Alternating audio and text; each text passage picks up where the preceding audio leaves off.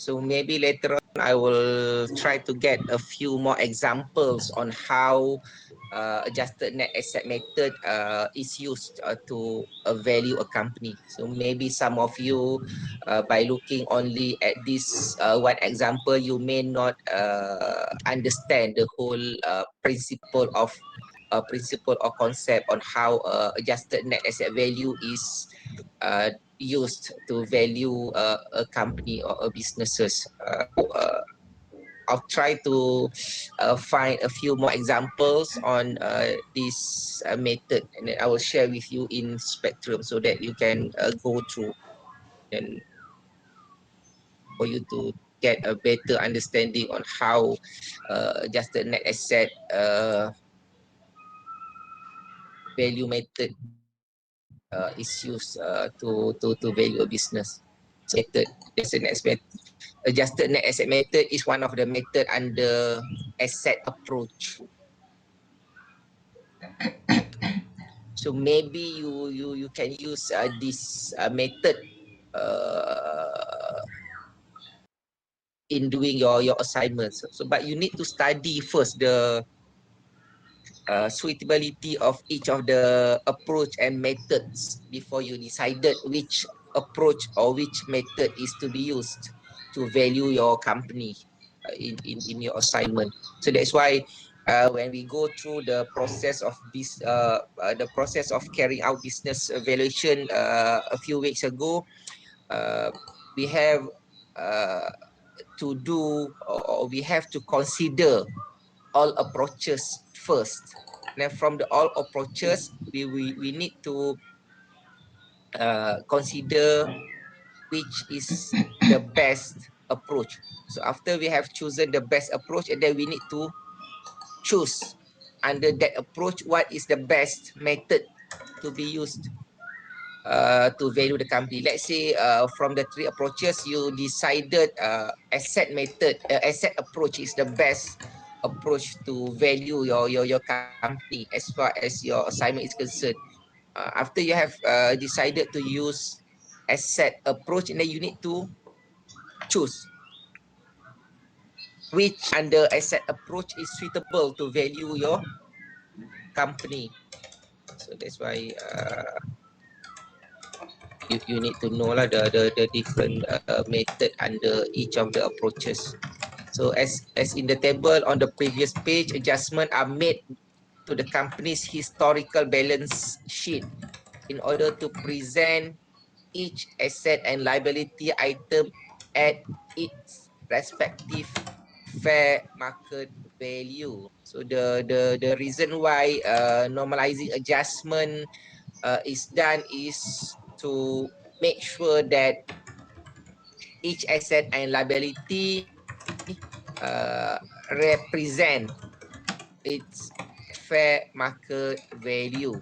So in other words, the purpose on how the purpose on why we normalizing we do the normalizing adjustment is to get the fair market value of each of the asset and liability. Example of potential normalizing adjustment include adjusting fixed asset to their respective fair market values, reducing accounts receivable for potential uncollectible balances if an allowance for doubtful accounts has not been established, and if it is not sufficient to cover the potentially uncollectible amount, reflecting any unrecorded liabilities such as potential legal settlement or judgment. So this is among the area that we should or we could consider in doing the normalizing adjustment. So consideration on adjusted net asset method is typically most appropriate when valuing a holding company or a capital intensive company. So this is the situation whereby adjusted net asset method is suitable to be used to So adjusted net asset method is suitable to use the company when a holding company or to value a holding company or a capital intensive company. So what is mean by holding company? So you need to find out first, what is a holding company? What is a capital intensive company? So if we know what is a holding company, what is a capital intensive company, then we can decide whether this adjusted net asset method is suitable or not to be used in valuing the company. So losses are continually generated by the business. So if the business continuing making loss, then adjusted net asset method could be used in order to value the company. Let's say the company that you are going to value did not making any profit, but they are uh, having the problem with the business, so they are making loss for the past 2-3 years. So if that is the case, then adjusted net asset method is suitable to be used to value the company. Valuation methodologies based on the company's net income or cash flow levels indicate a value lower than it adjusted net asset value. So this is the scenario whereby the adjusted net asset method is suitable to be used. One needs to be, we are not going to go notes line by line, word by word.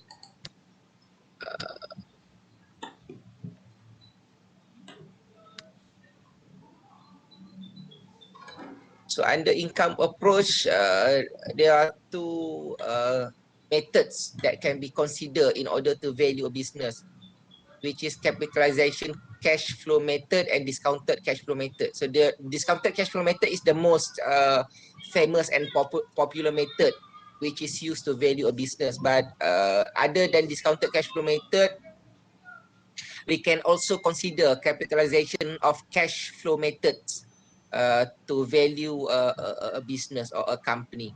So these methods are used to value company based on the amount of income the company is expected to generate in the future. So again, income approach normally involve if you are forecasting the future income of the company. So this is some explanation on both methods. Capitalization of cash flow is most often used when a company is expected to have relatively stable level of margin and growth in the future. It effectively takes a single benefit stream and assume that it grows at a steady rate into perpetuity. So if you are forecasting a company's enjoying a stable growth, a stable margin, a stable growth or profit margin uh, in the future, and then this capitalization cash flow methods is suitable to be used to value the company. So the discounted cash flow method is more flexible than the capitalization of cash flow methods and allows for variation in margins, growth rates, debts repayment, and other items in the future years that may not remain static. So that's why, as I mentioned, most of the time, in business relation, if income approach is to be used to value the company, most of the time, the method that will be used is discounted cash flow method. Because discounted cash flow can be used either if the expected future growth rates, future income is stable or not. But for capitalization, only suitable to be used if we forecast that the future growth, future income is stable. But if the future growth and future income is not stable, meaning that there will be up and down. So the most suitable method to be used is Dcf method. So as a result, capitalization of cash flow method is typically applied more often when value mature companies with modest future growth expectation. So in other words, that normally capitalization cash method is uh, uh, um, most value a stable company, a company which has been established for quite a long time. For a new company, or for a company which is not stable, so this capitalization cash flow method is not suitable. So better use Dcf method.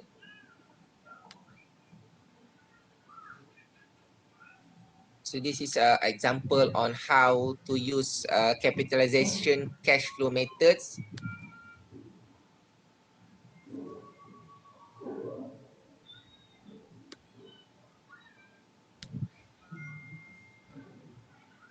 So this is some explanation on how to use uh, discounted cash flow methods.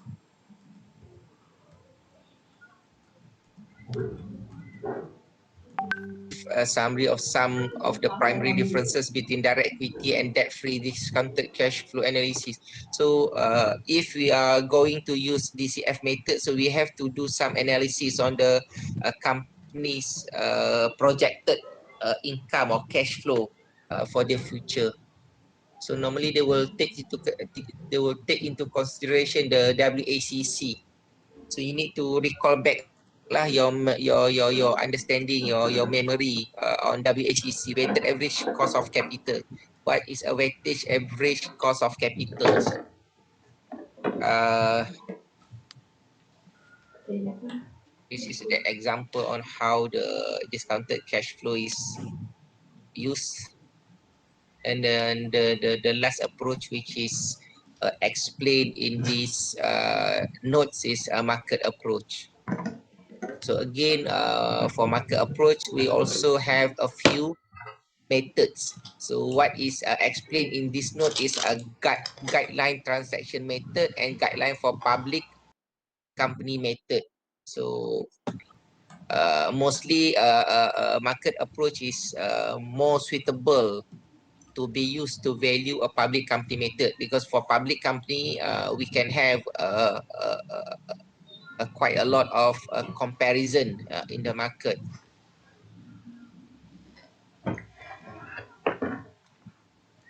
So these methods are used to value company based on pricing multiples observed for similar companies that were sold or publicly traded.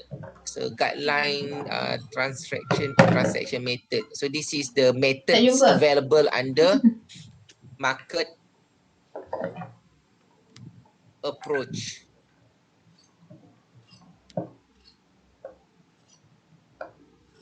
Because the reason why I'm giving you these notes, because when we do a lecture on these three approaches last time, we not go in details on the uh, methods available for each of the approach. So that's why I think that you need to know, and you need to have some example on what are the methods available for each of the approaches. So now you know and you're aware that let's say for asset approach, you may consider a net adjusted asset method to be used. For income approach, we have a capitalization cash flow method and discounted cash flow method. So under this market approach, we have guideline transaction method, and we have also public company method. So if it is public company method, meaning that it is suitable to value a public company. Because public company, you can easily find a comparison in the market. So you can find any public company which has been sold or publicly traded. So this is some explanation on how guideline transaction method and public company method ni used in valuing the company. So for market approach, as its name is market approach, normally market approach ni is more or less same with a comparison method. So if you are using this market approach, you need to find some comparables to be used to value the company.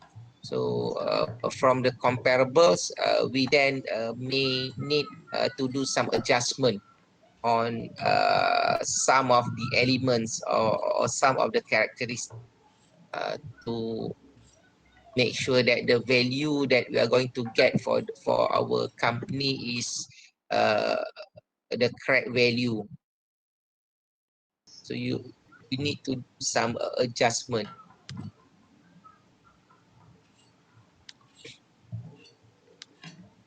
So and then this is the guideline for public company method.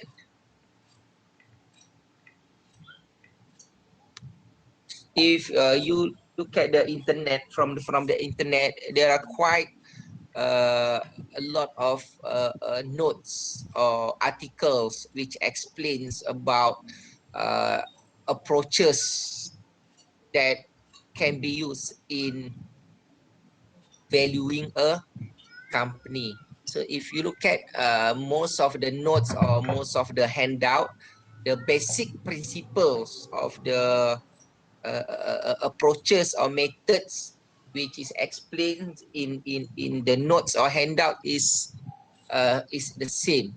The only difference is some of the notes they are using different examples from different company.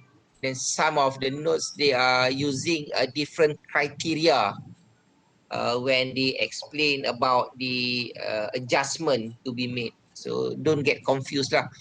Basically, what is explained in the notes or handouts, if you get from the internet, to more or less is the same thing, the same principles. The only difference is the example which has been used and the chosen criteria that the author used in explaining some of the elements for the methods and approaches.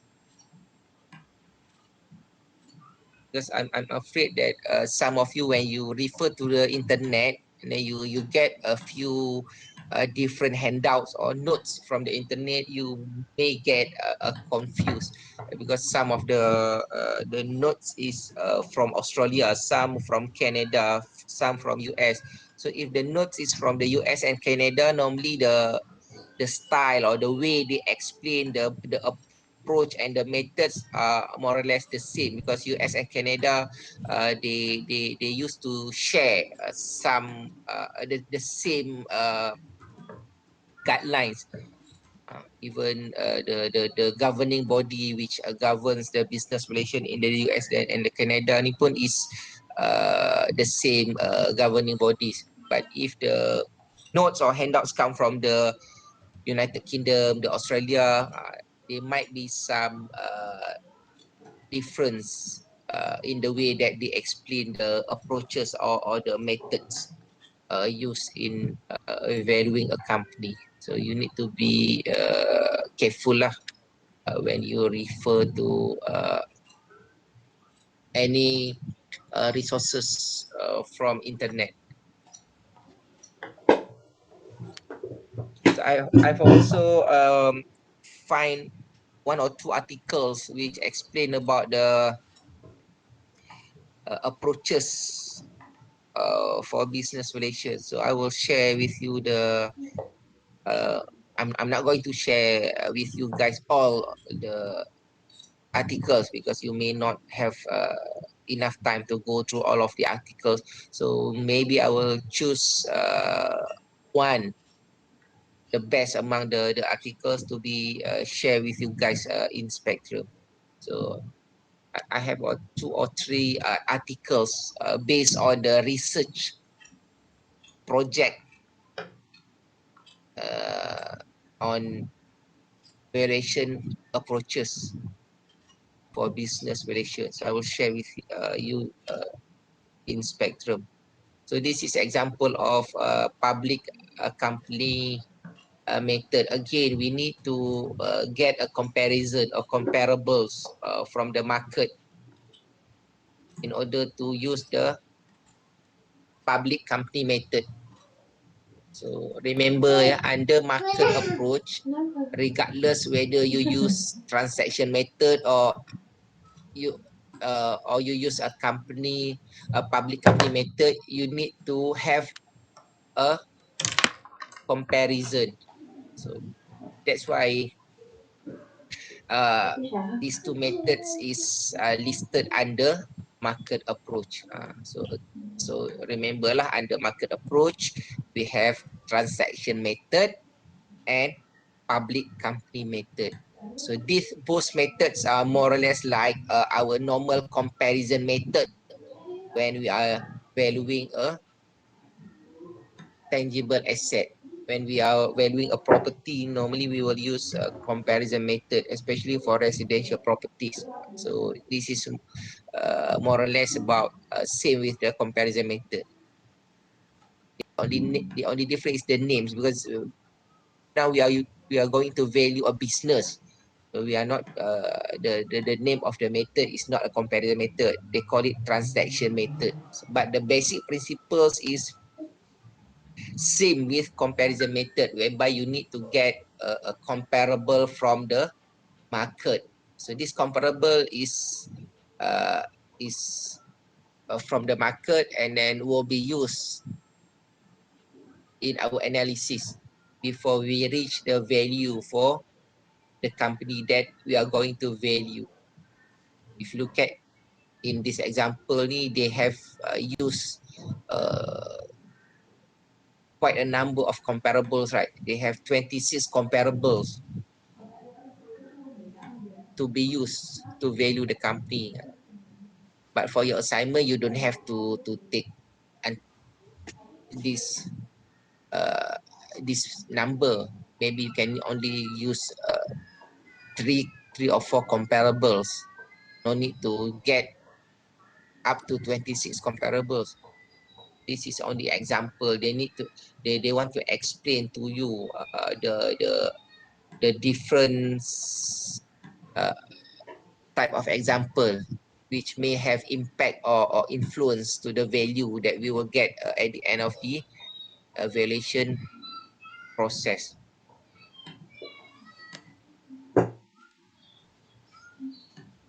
And then so they will use the transaction multiple analysis. So if you aware here, we have EBITDA. So just now, last time we have informed you kan, EBITDA ni is earning before interest, tax, depreciation and amortization. So you need to get the EBITDA figure from the company annual report. So then we will do the multiple analysis on the EBITDA for the company that we are value and for the comparables. So if you are using market approach, the more comparables that you use, the more complicated the valuation process will be.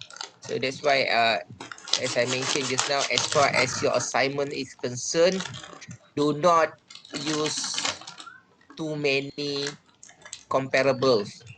So what we want you to get from your assignment is you understand the process on how the business valuation is done. So don't use too many comparables in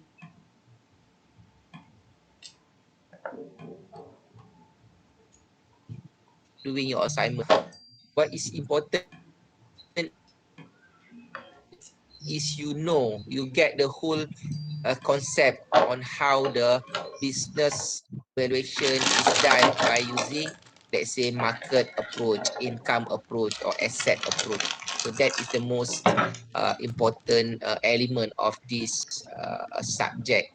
Student know and student understand the process to carry out the valuation. We give you some a simple assignment to do. So because we want you to get the basic principles of business valuation. We want you to aware that in valuing a business, there are three different approaches available,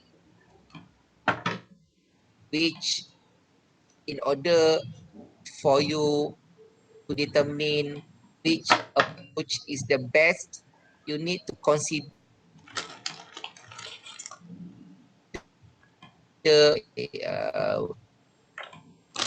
in the business valuation process, it is explained that before you decide which approach to be used, you must consider all approaches first. After you have considered all approaches, you study the pro and cons for each of the approach, then only you can choose which approach is the best to be used for the company that you are going to value.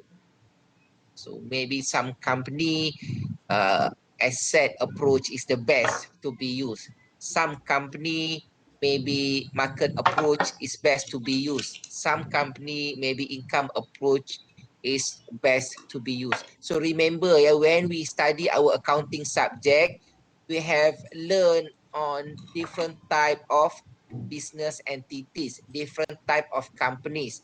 We have sole proprietorship, we have partnership, we have public limited company, we have private limited company. So maybe any one of the available approach is suitable only for one type of company. So for instance, sole proprietorship.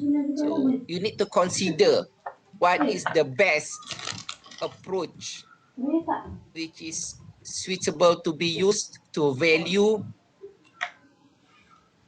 sole proprietorship. What is the best approach and method to be used to value partnership? What is the best approach and method to be used to value private limited company? What is the best method or approach to be used to value public limited company? So if you read from the internet, most of the discussion or most of the notes from the internet discuss on the suitability of approaches to value a company. Ini most of the notes says that for market approach, it is best to use in valuing a public company, because for public limited company, you can get more evidence, more comparison from the market. But if you are going to value a sole proprietorship or partnership or private limited company, whereby it's quite difficult for you to get market comparison, so maybe the best approach could be asset income approach. So that's why for your assignment, in deciding which approach is the best to be used to value your company, you need first to know the type of your company, whether it is sole proprietorship, whether it is a partnership, either it is private limited company or it is a public limited company. So you need to know lah, you need to consider what type of approach is suitable type of company. So you need to know first what type of your company. Is it sole proprietorship? Is it partnership, public limited company or private limited company? So if your type of company is public limited company and then you can find more comparables from the market, and then maybe market approach is the best to be used to value the company. But if the company that you are going to value is a sole proprietorship, whereby it's quite difficult to get data, comparison or comparables from the market, maybe you should not consider market approach. Maybe you should consider asset or income approach to value the company. So you need to know lah your company, because whatever method or approach that you are going to use in valuing your company, you must clearly state your justification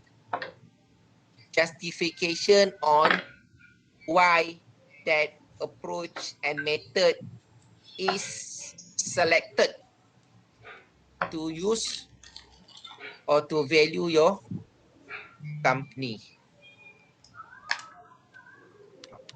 That's why I hope that by now all of the group has decided lah, has started collecting data for your assignment, because you need to decide which approach, and then and then if you have decided the approach, you need to decide the method to be used to value your company.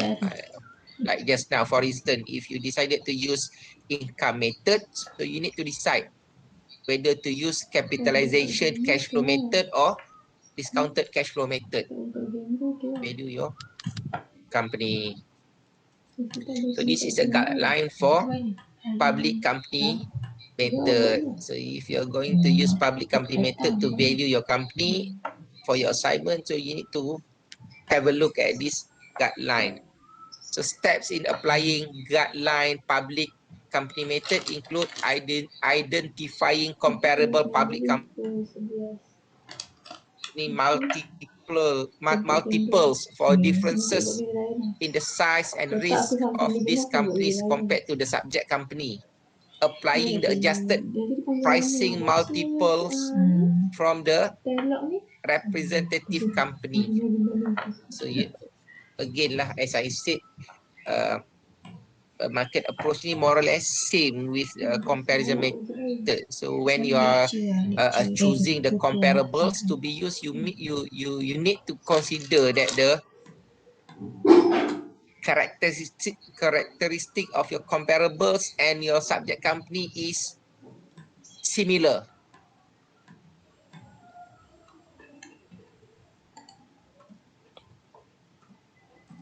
So far, do you have any questions or any problem, any issue to ask?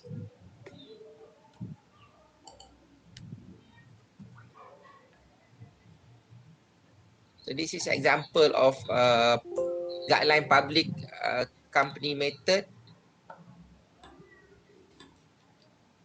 So in these handouts, it's also explained about the lag and the LOM, discount for lack of control and discount for lack of marketability. So what is meant with lack of control? So this is some notes lah on the topic. discount for lack of control. If the valuation methodologies applied arrive at the value of controlling ownership interest, such as blah blah blah blah, and then you need to consider the lock or discount for lack of control. So this is notes on discount of lack of marketability. The law.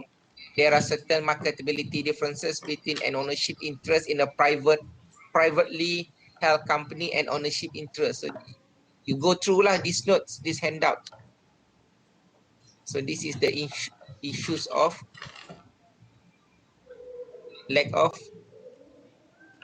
marketability.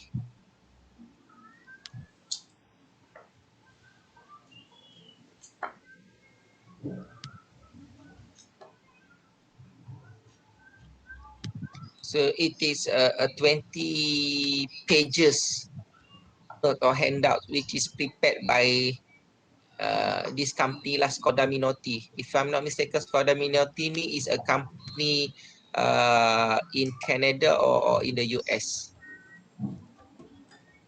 Because when we are discussing about business valuation, for business valuation, the more mature market is US and Canada, because there is where the profession for business valuation started. So that's why when I joined, even when I joined international seminar, most of the speakers come from the US and Canada. Because for the past few weeks, I have attended international webinar on business relation, which is hosted by one of the firm from the US. So the speakers is experienced business valuation valuator. Remember, for business valuation, we don't call the person who do the business valuation as a valuer. We call it a valuator, because some of them are an accountant, not a valuer by profession. That's why we call it a valuator. Because when one of the webinar that I attended or I joined is Bill Hanlin. Bill Hanlin is an accountant, chartered accountant by profession. He's the CEO for IACVS, the international governing bodies on business relations. He's one of the pioneer and the most experienced evaluator for business relation in the US. Because during the seminar, they have discussed the impact 19 on the business or company's value. Because one of the participants from South Africa, he asked the panels, do we need to consider the impact of COVID-19 pandemic on the business value when we are doing a business valuation? So the answer from the speakers is very simple. Yes and no. His answer to the question is yes and no. So whatever it is, he said, whether you are taking into consideration the impact of COVID-19 on the value of business or not, it must be stated in your report. Let's say in the clause, you need to declare this value is done by taking into consideration the impact of COVID-19 on the business. Because the impact will depends on the type of business of the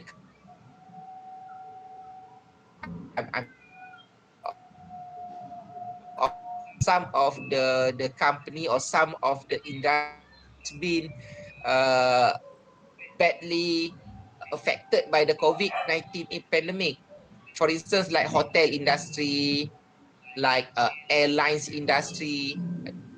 These two is the most badly affected industries lah, as far as COVID-19 pandemic is concerned for airlines kan. So most of the airliners ni have to stop their operation for a while. Same with hotel industry, because most of the government in most of the countries ni, they in order to stop COVID-19 from spreading throughout their country, they have implement MCO. So lah, people are not allowed to travel. People are not allowed to go for holiday. So he said, if you are valuing a hotel or an airlines company, then yes, you should or you must take into consideration the impact of COVID-19, because it is clearly that the industry has been badly affected. But if you are valuing a hypermarket, kan, a hypermarket whereby you cannot clearly measure the impact of COVID-19, because even though it is COVID-19 pandemic, but people buy food, people still go to hypermarket, go to mini market to buy their daily apa ni, product, daily foods. So he said maybe for food industries business, we hardly can measure the impact of COVID-19, because regardless whether it is COVID-19 or not, people still need to eat, people still go for their food. So that's why when the participants from South Africa ask the speaker, do we need to consider the impact of COVID-19 when valuing a business? The answer is yes and no. It depends on the industry, depends on the company that you are going to value. Because that one is very subjective. But he said whatever it is, whether you decide to take into account the impact of COVID-19 or not, you must clearly stated in your report. If you are not taking into consideration the impact, you must say that this value is not taking into consideration the impact of COVID-19. If you take if you take into consideration, then you need to declare the value which is reported in this report is after taking into consideration the impact of COVID-19, the company. But I think as far as your assignment is concerned, don't make it complicated lah. I don't think that you need to take into consideration the impact of COVID-19 in your assignment case. But if you want to make it safe, just put in the statement, the value that is reported in this report is not taking into consideration the impact of COVID-19. Macam tu sajalah, you bagilah clause dia. Kan? Because like the speakers in the webinar said, it is a very subjective. Kan? Even if you are taking into consideration, the public can still fire you. If you are not taking into consideration, people can still argue. Let's say if you take into consideration, then people will start argue. Hey, why are you taking the impact of COVID-19? Because the pandemic is just started a few months ago. How sure that you can measure the impact to the company? Kan? But if you don't take into consideration, people will start asking you, hey, why don't you take into consideration the impact of COVID-19? Because it is clearly that the pandemic is affected. So it is very subjective. So you need to have a strong justification lah, whether to take into consideration or not. Ikhwan dah muka risau dah, dia dah tiuk-tiuk dah tu. Nak ambil ke risau dah. Because remember valuation is about arts and sign. Sign is on your calculation. The sign part is fact and figure lah. Kan, whereby you use the company's financial statement, whatever, blah blah blah, to support your calculation, blah blah blah. But the arts side is very subjective. As long as you have a strong justification to support your assumption, to support your whatever assumption that you use in the valuation process, so then it should be okay. That's why kalau if you look at case kan, when the case is brought into court, so normally the judge will be based on the both parties evidence and argument. Those who can convince the judge will win the case. So in order to win the case, you must have a strong justification lah. Same with your assignment. Strong justification to defend your assumption, and then nobody can say that you are wrong. Because everybody knows that valuation is about arts and science. Normally, whether you are going to the court or not, people will not argue on the science part, because the fact and figure kan. Normally people will argue on the arts part tu. Your assumption, let's say you assume that this company will have growth 10% per year. People will argue. Where do you get the data to support your argument that the growth for the company is 10%? Then only you will need to bring the market data lah. So from our analysis, the same type of company in the market for the past 5 years, the growth is between, let's say, 8 to 15%. So after taking into consideration the size of the company, the location of the company, we decided that for this company, the growth is about 10%. You know what I mean? As long as you get a support or evidence which can support your argument, then you should be okay. After all, for your presentation ni, only myself and Dr. Zai will be the assessor.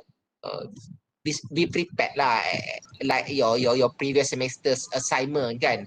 When the panel asks you, hey, why you use 10%? You must have a strong justification lah. Where do you get the 10% from? So you may give your answer. We have done the analysis on the same company, the same size company from the same industry. Then we discovered that the percent is between 8 to 15. But for this company, we decided to use 10 because blah blah blah blah blah blah. And normally during presentation too, we just want you to defend your fakta tu, your fact tu. That's why we ask you. Sometimes the question is not relevant pun. We just want you to practice to defend. Because when you work out there, when you graduated, or when you work within the industry, sometimes before your boss the report that you have prepared, he will ask you, especially during your first 2 years, 3 years of working tu, before your registered valuer, your boss, your manager sign the report, they will ask you, hey Susan, come here, bring your report, bring the case that you have done last week, bring it for me before I sign. And then he or she started to ask you, Susan, you sure?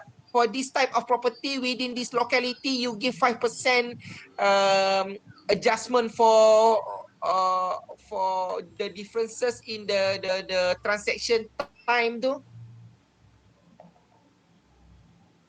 Then user will about okay. I say it's no, it's wrong. By right, you should not use 5%. By right, you should not deduct any time factor for this locality because blah blah blah blah. Then he or she will teach you lah. Macam tu. So you need to practice to yourself. So that's what we do in your presentation. We want you to practice defense your idea, your why you use 10%. What is the data, the evidence which can support your argument. Macam tu saja. That's why we ask you during your presentation tu. Sometimes it's not that the figure that during your presentation is wrong. We want you to give your argument, evidence tu lah. Because after all, valuation is about tadilah art and science. We want you to argue on the arts part. Why you use 10%? Why you use 5%? Let's say if you are using the comparison method for the differences in the time for transaction, why you use 5%? So macam tu sajalah. So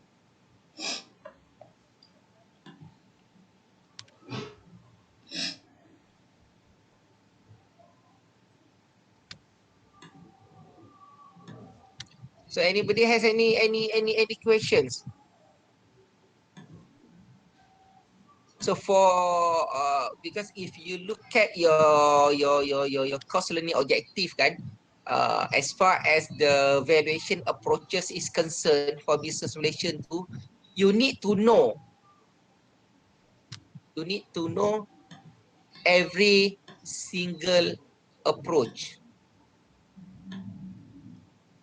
It's not necessary the practicality of the approach because we are not doing the subject very detailed kan. Only one semester for business relation because this is only introduction to business relation. So it is sufficient if you know what type of approaches available to be used to value business relation. So under each of the approach, what are the methods available? So that's why, as I showed in the income approach, there are a few methods available that you can choose from when you value your business. So under asset approach, there are a method which is suitable to be used.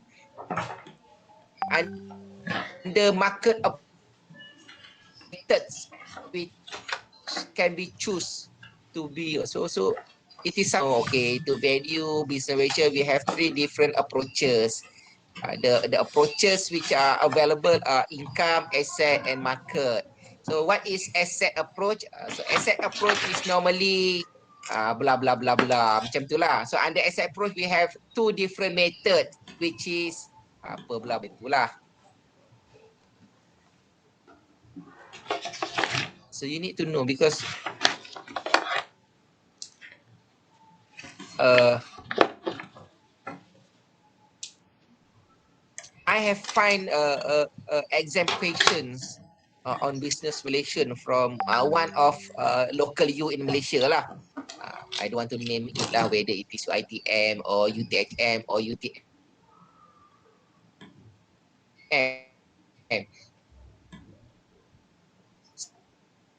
So one of the questions that exam for that university, the suitability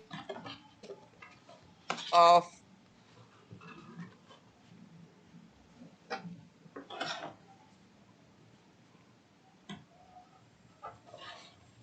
each approaches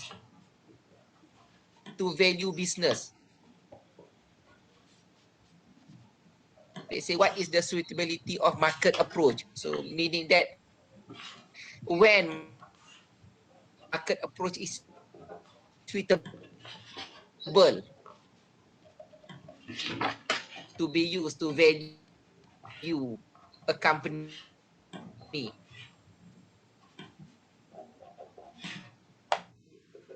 When income approach is suitable to use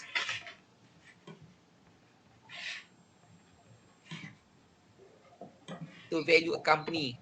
When asset approach is suitable to be used to company, but then we need to approach a company where blah blah blah. So for my approach, there are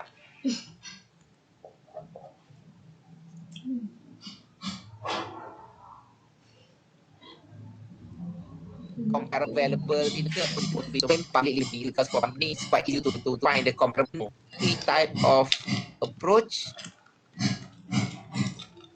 suitable for type of content lah. In through on Wednesday.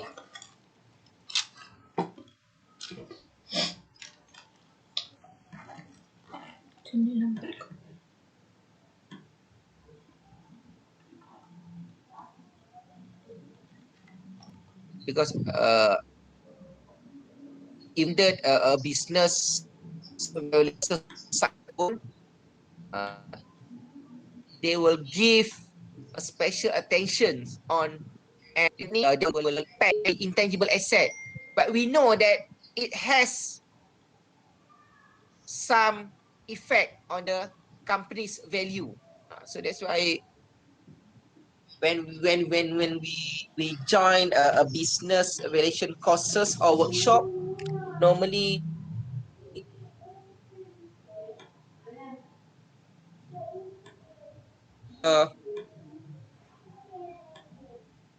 important topic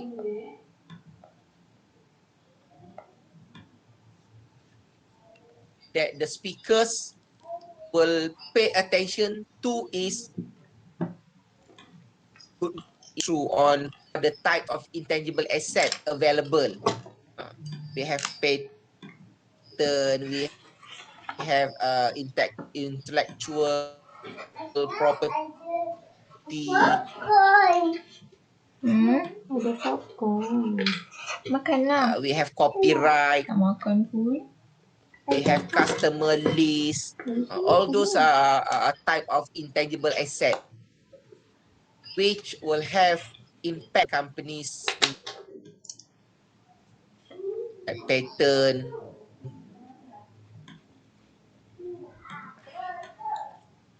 Gitu.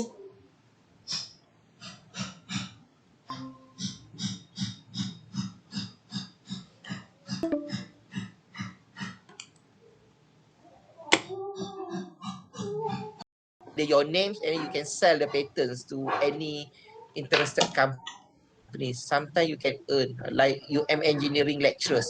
Some of the professors too they sell their innovation punya apa ni patent, copyright semua tu worth a millions US dollar tau.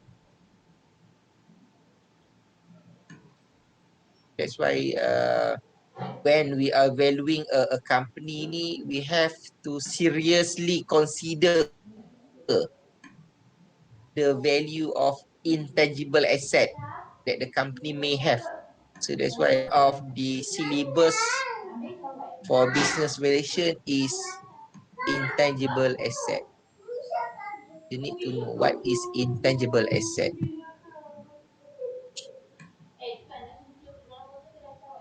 And when I attended the course on business relation last time, explain about intangible asset.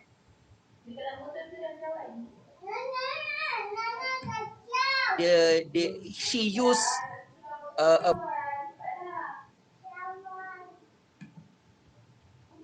ghost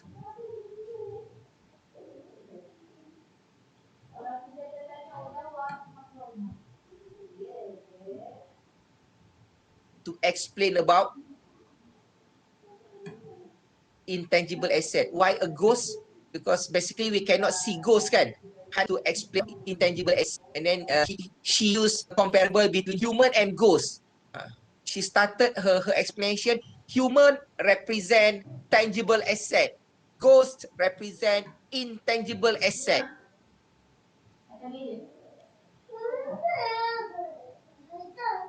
She said,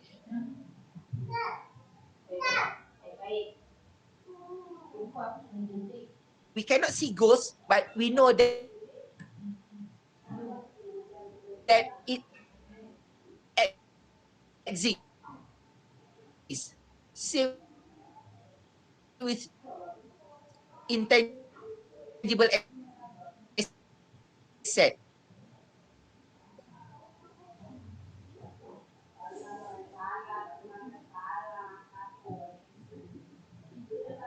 We cannot see the intangible asset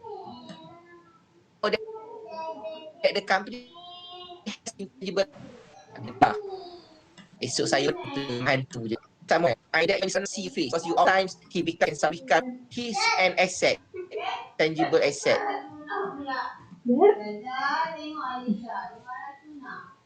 Alisha, you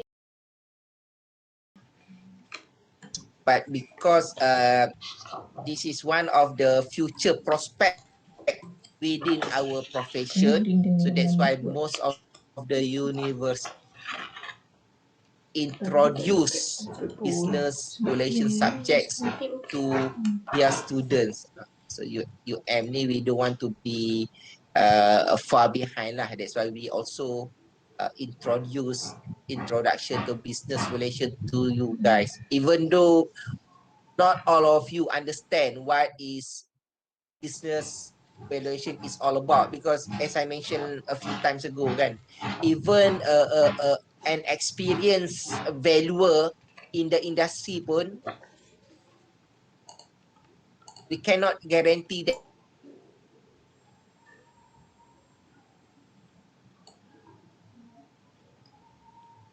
every valuer, or even though they are so-called most experienced valuer within the industry, not every valuer is brave enough to do business evaluation case, because the risk is very high, risiko sangat tinggi. Before you accept business valuation case, so you need to study the company first, the subject company first. Some of the subject company is very complicated. They have a few types of intangible asset. They have paid license, they have customer list, so which all of the intangible asset has its own value. So you need to consider each intangible assets, so which is quite challenging, because to value intangible asset is not that easy. Even in the US, when it comes to business valuation, the accountant will do valuation on tangible asset. For intangible assets, sometimes they will joint venture with a legal firm, because some of the intangible asset will have legal issues. So some of the intangible assets relation will be done by lawyer, legal practitioner. Even in Malaysia pun, some of the intangible asset valuation is done by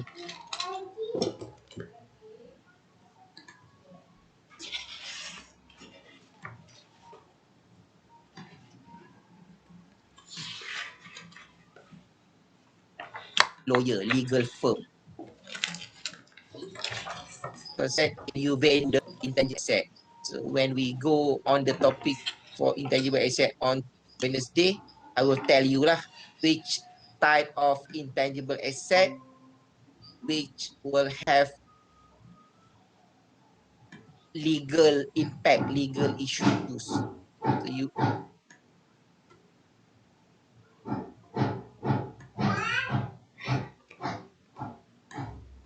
some of the intangible asset, it has the intangible asset, it has expiry date. It has a life cycle.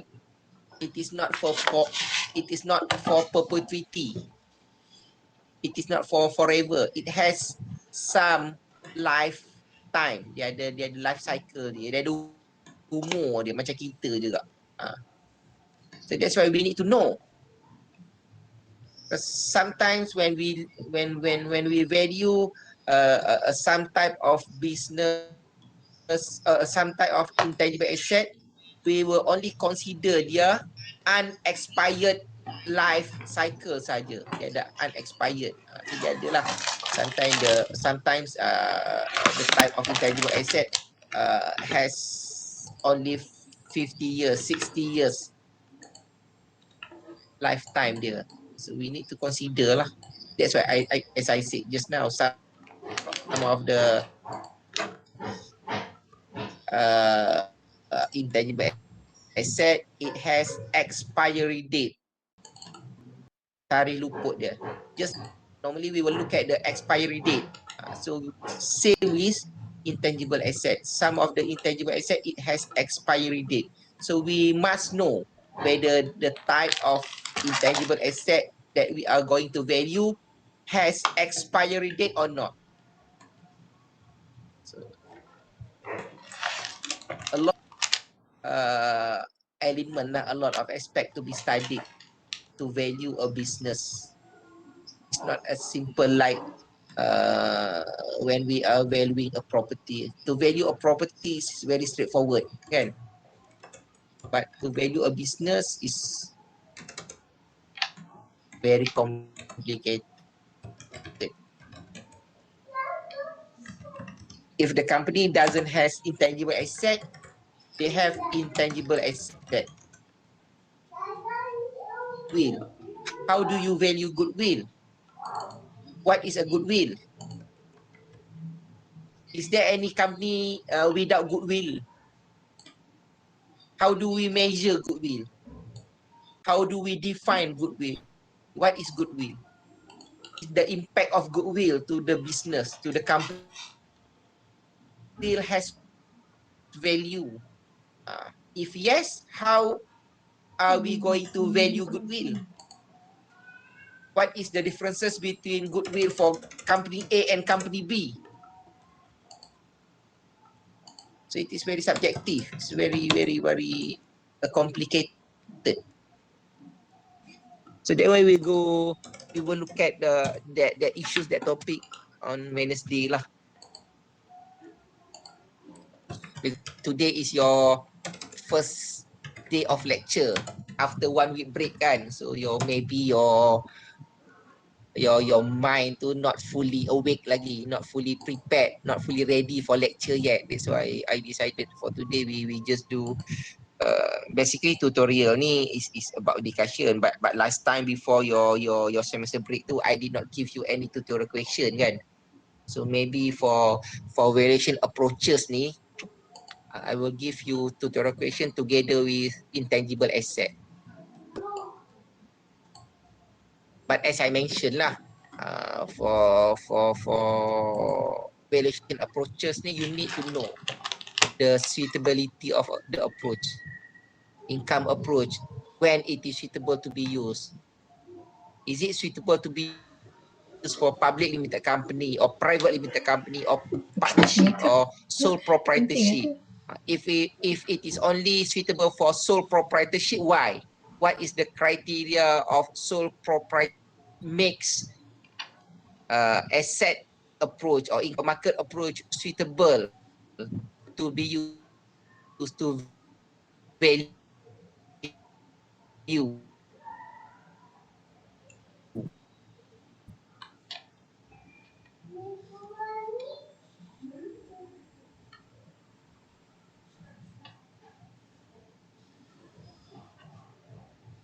the company. Dia macam itulah. So that's why when we teach you accounting and financial management 2 years ago, we started with the topic of business entity, business management. and you still remember I time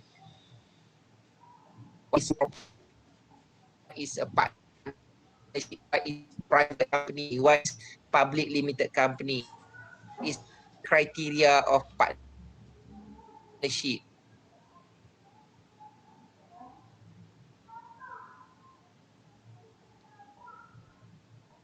Is partnership or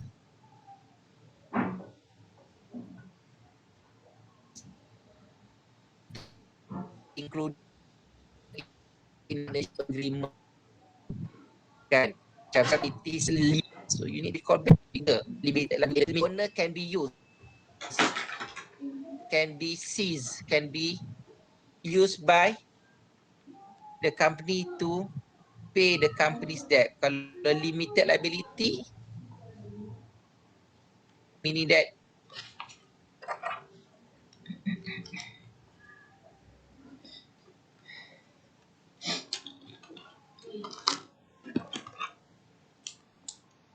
company's asset is company's asset. The owner's asset is owner's asset. The company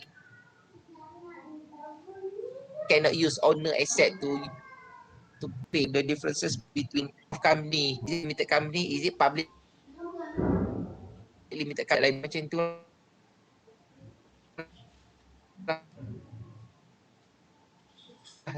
your previous notes on accounting and financial management. So I think if you have any questions, I would like anything to ask, because our subject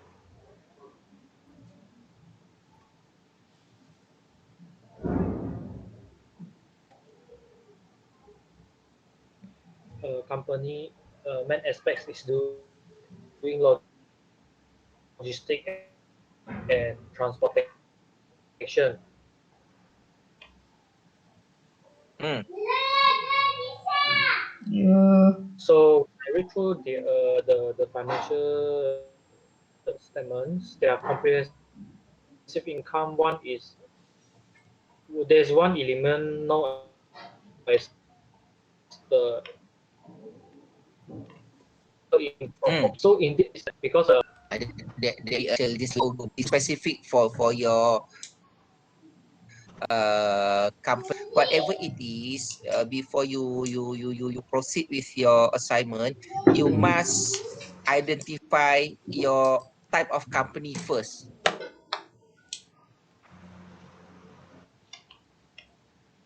The company that you choose to, is it a sole proprietorship?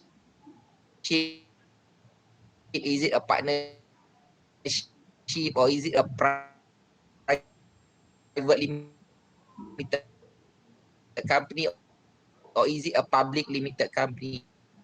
Because you may to use your presentation,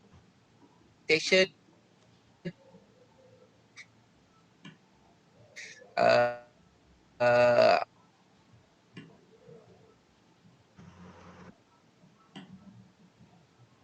myself or Dr. Zai will ask,